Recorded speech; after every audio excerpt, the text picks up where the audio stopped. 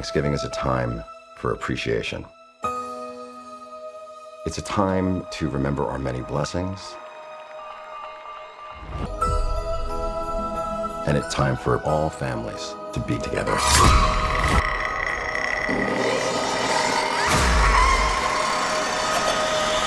Welcome to the Fandom Outpost, your podcast for all things pop culture.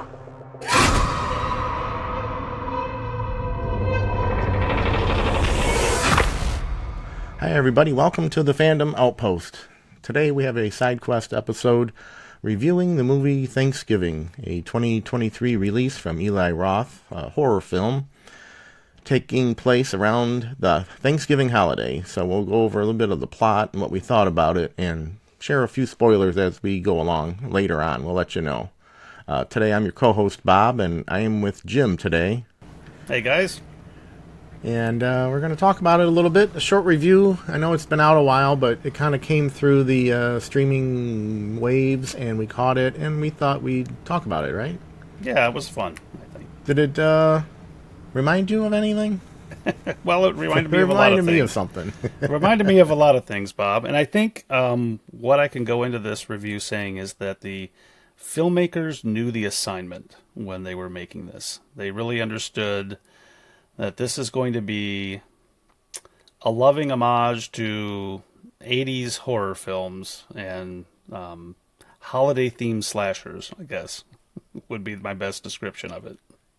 Without giving... I don't want to give the plot away, se. We'll get into spoilers in a minute, but we'll let you know. But it is interesting. My first reaction... It came out, last fall, right? Yes, 2023. Yeah. Mm-hmm. And my first reaction was, "This is a great idea to have a Thanksgiving killer." You know, how did we go this long without having it? Yeah, it was like, what an opportunity to slide into that genre and that time of year. Which we have Halloween, we have Valentine's Day, we got April Fool's Day, we got Silent Nights, Deadly Nights. We've got all those, right? We have, Christmas. Even Terrifier 3 got into the Christmas theme. Absolutely. But this fit into a great time because everyone can relate to this time of year, you know. Right. Mm-hmm. With the Black Friday, with the hoopla of all that going on, and then yes, just the overall theme of it. And this is the Eli Roth directed movie, Thanksgiving. The main star is Patrick Dempsey, and there's a few other actors that you would recognize, I'm sure. Gina Gershon. Gina Gershon, which I haven't seen her in a while. And then we kind of talk about some of the Eli Roth movies, the horror movies that he's done. I know he's known for the Hostel movies. Cabin Fever, is that Eli Roth? Cabin Fever, that's the other big one. Yep. So he has a bit of a pedigree with this horror genre, and this one reminded me of, after seeing it, reminded me a lot of the plot of My Bloody Valentine. Yes, that would be the first thing it reminded me of, is My Bloody Valentine, with an ambiance aftertaste of Scream a little, or I Know What You Did Last Summer, that kind of flavor, the piquant aftertaste. To put the plot out just kind of quickly, it's the final girl, her father owns like a big box store, and there's a Black Friday hoopla rush for his store, and tragedy occurs, and a year later somebody is taking out people that were involved in the tragedy, right? Correct. Somehow. Correct. Mm-hmm. And that's a year later, and you don't know who the killer is till the very end, right. And so you're kind of methodically going through this list of people that were somehow had bad behavior during that Black Friday rush into the store and manic craze for that day, right? Yes. So what I think this film does really well is it sets us up with a lot of red herrings or suspects. Yeah. That's like a Scream thing, right? Which is a Scream thing, a plethora of people. It gives us a lot of victims. It's got a high body count, per se. It uses what it does really well is it uses the trappings of its holiday in its thematic storytelling. So it uses the image of pilgrims. It uses the image of Black Friday, which is, something we've come to associate now with Thanksgiving. It uses the Thanksgiving feast or table setting image. It uses parades. It uses floats. It uses That's true. Plymouth Rock, which is part of the Pilgrims. That came in as part of a float thing. And it gives us a killer that is dressed. Our killer's name is John Carver. Yeah. John Carver, right? So who is the town's, patriarch back in, it's set place in Massachusetts, Plymouth, Massachusetts. So all of the fun things that we associate with the American holiday Thanksgiving. Right. I mean, I think diehard horror fans will probably like it. Yes. Probably give it a view and probably enjoy it. It felt like those movies in the 80s and when we were younger, the horror genre that were kind of that second tier kind of horror. Sure. Like almost a B. I don't want to say a B movie, but Right. not quite right. the Halloween, Right. not quite. It's not making itself out to be high art. It's an Right. exploitation slasher film. Right. And it wears high it school proudly. kids. Wears it proudly on its sleeve. Right. It is full of gratuitous, over-the-top kills, right? So I didn't really wince at any of them because they were so gratuitous that it was, Yeah. I'm thinking of a couple in the parade. I'm thinking of Yeah. Well, we can get into spoilers now that we're halfway through here. Yeah. Yeah, the oven scene kind of got me. That was the oven scene. That was a rough one. Right? But punctuated as those films do, the horror and the humor, right? So Right. after he's getting her, she's a victim is in the oven, and she's pleading for her life, and then he opens the door and he sticks in a turkey thermometer into her, Right. and then closes the door back up, right? Right. So yeah, you're gonna get your plate full of Thanksgiving horror in this one. I Yes, think. absolutely. A lot of sides to that main meal. I mean, drawbacks. I thought there weren't a lot of. I didn't find a lot of the characters likable very much. That was the No, only I think kind you of were. thing. I think you were supposed to find them all pretty repulsive, so that you kind of. This is a movie where we're cheering the killer most often because he's disposing of unlikable characters. Right. Yep. I think you're onto something there. I think that's the point of this. And the killer he's given a good, very blank face, like a hockey mask, like a Michael Myers mask. He's given a very Right. expressionless, and almost anybody could be the killer, right? Just because of Right. the way he looks. I have to be honest. When this came out, I had the ending spoiled online, so I was kind of did you disappointed. really? Oh, Because no. I think that would have been fun to try to figure out a bit. It would have been fun. Because I wanted, when I first heard of it, and you can expand on some of that where it came from. But when I first heard of it as a feature release, I was excited. I was like, oh, this would be a cool horror movie to see, over the fall. And I just never got a chance to see it. Right. And then as you kind of come across things online, the killer got spoiled for me, and I was like, oh, damn, I guess I'll just have to wait till later and Right. check That's it out unfortunate. in its entirety. So, because that's kind of the whole... That's like a fun reveal, right? Yeah, it's a fun thing to try to figure out which of the people was going to be the killer. Right. And at some point, I was thinking, are there more than one killers? Are there, Good one. Yeah, I did didn't it think do of that? Did Gina Gershon survive? Did, Right. the killer seems to have supernatural strength. I'm not quite sure where that comes from, but Right. And where did this come from? You said it came from a so- small trailer. right. If I remember correctly, in the movie Grindhouse, they had a couple of directors do different faux trailers for movies coming out, Okay, and gotcha. I thought it was Eli Roth did a Thanksgiving trailer, and it's been a long time since I've seen it, and I don't remember if it was like a killer turkey or what the deal was. Like a mascot kind of thing.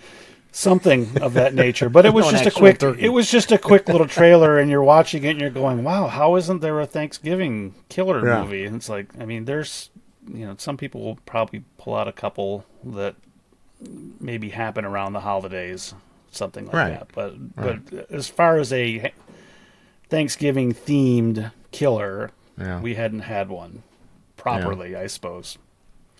So it was. Like I said, that was the draw for me. It was like, because I'm a big Halloween fan. Right. And I, like you said, I was just like, oh my God, this is a great idea to have something on Thanksgiving, happen. The use of the axe is the killer's, main weapon of choice. Falls in with Thanksgiving and turkeys getting beheaded, and there's a turkey beheading in this film. Right. Per se. So as far as spoilers, we're gonna spoil it. So if you haven't watched it yet, cut out and check us back later. Time to turn it off. So 3, 2, 1, spoilers. Spoilers. Basically, I was always having it spoiled for me, and knowing who the killer was. I was always wondering, like, how is the killer doing things while the police are still there, and then he kind of shows up back because he's Patrick Dempsey is the John Carver killer. Police chief is John Carver, right? Yeah, which I wish I. So the only time that throws me is that how was he broadcasting from wherever he was broadcasting when he was in the room watching? There was a part at the police station where they're all looking on the computer, and John Carver's now broadcasting live the people sitting around the Thanksgiving table. Right. And we come to find out that, and so they triangulate the location, and we come to find out that it's a phone in front of a computer monitor. Oh, yeah. Mm-hmm. But at that same time, supposedly, that character is in the room with the people.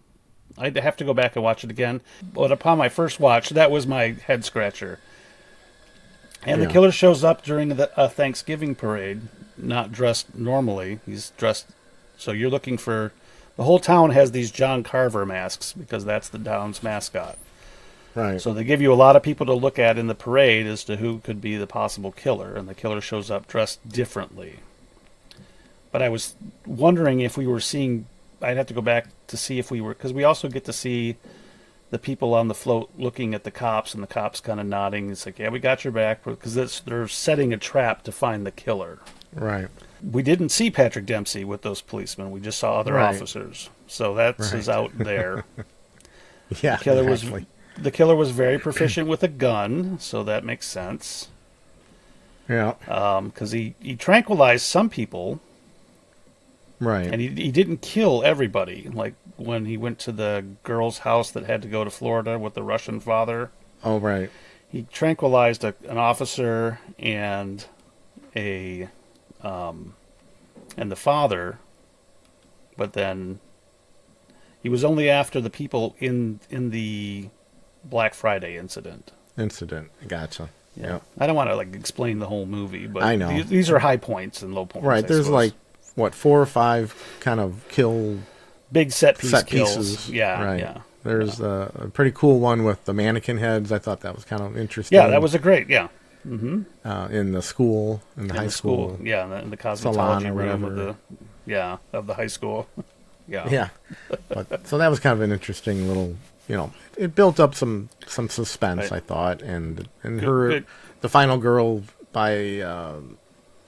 he's chasing her, and there's some suspense with her trying to escape. And she does escape, and she kind of, and I thought she had a plausible way of figuring out who it was. I thought, with the briars, that she was picking off her pants, and she noticed, that they were on his legs. Right. There's Chekhov's axe is hanging in the in that scene, so that's going to get used at some point by somebody. Right. I did like the use of the inflatable parade balloon, and that's and the demise quote, and in its best 80s slasher fashion, there's no body recovered of the killer. Right. I was thinking about that with Halloween, and I think there's many current horror movies that don't know how to stick the landing as well. Correct. And you think back, and that's it's a trope or whatever, but with Halloween and that, with Myers disappearing at the end, you're just like, that was a perfect way to end that. The more I think about that over the years, I don't think it could have ended any better. Right. And they did it well. Right. Also, so it also gives us an option for a sequel. Right. It gives us a Friday the 13th kind of dream sequence horror when she woke up at night and she saw the closet door was ajar and right. And then he pops out on fire and right. It's the dream. Yeah, it's a dream. So nightmare, yeah. Yeah, much like Jason appearing from the lake at the end of original Friday the 13th. So it was wearing its love for these movies on its sleeve. So, and it was never pretending to be anything that it wasn't. So, and it'll probably make another one, I would imagine, at least. Oh, I would. Why not? Yeah. We're finally starting to see, I think this past year, merchandising of John Carver. I think NECA has a couple figures out. Oh. And in that line with the little kids in the Halloween costumes, they did I think the latest line of it is a bunch of fantasy characters of current horror characters that never had a costume. He's one of them. Oh, wow. That's cool. So I applaud it for, like you said, finding that niche and... right. It knew its audience. Yeah, and fitting in well. I have yet to see someone dress as John Carver for, a horror convention. I know that they make a mask, a little vacuum form mask. It'd be a cool costume, I think. It's pretty simple. Right. He's a jumpsuit, and a mask, and a hat, and an axe. And some boots, and you're set. Easy peasy, right? So, yeah. Well, super fun. I recommend it if you enjoyed these types of movies. It's made for you. It's made for the fans of these types of films. So. Yeah, I would recommend it too. If you're a horror fan, I think you would enjoy it as a horror movie. Right. And if you like some of that mystery kind of thing going into it, not knowing if you didn't watch our spoiler section, then you may enjoy the suspense part of it and who did it, who's doing it, kind of mystery. That would be a pretty fun aspect. A downside, like I said, there's some unlikable characters, but that kind of happens when you get into the movies. They have a lot of like the high school kids, and they're all in their cliques and whatever. It's almost like the Mystery Machine could have rolled up on this film and have the Scooby Gang pop out to help figure out who the murder was, right? I was totally going to wear my Scooby shirt. I forgot, but you're right. That was what I got it sitting right here, and that was what I was going to tie together, because you're right. It's like a Scooby-Doo episode for adults. An adult R-rated Scooby-Doo mystery. So that's exactly it. It's a good place to end this, I guess. Yes. But yeah, 2 recommendations. 2 drumsticks up, right? 2 drumsticks up. And hopefully you'll enjoy it and maybe give us some feedback in our comment section. Yeah, let us know. Let us know if we're missing any Thanksgiving-themed horror films. Yeah, I was racking my brain. I can't think any off the top of my head, but I'm sure there's something out there. Yeah, it's got to be something like a deep cut, because I just can't think of anything mainstream. Yeah. So, all right. Well, thanks, Jim, for chiming in with me on the SideQuest here. We'll get Mark involved in our next pod, and we'll get some content out to you guys in December. And thanks for joining us today. And look for us on social media. Like and subscribe here if you could. We'd appreciate that. Check us out on Instagram, our Instagram page, and our Facebook page. You can join the conversation and tell us what you thought when we post this link. Maybe you can give us some thoughts on Thanksgiving and what you enjoyed or didn't enjoy about it. We'd love to hear from you. So with that, I guess we'll say see you next time, right, Jim? Yep. Thanks, guys. It's been fun. See you guys next time. Thanks.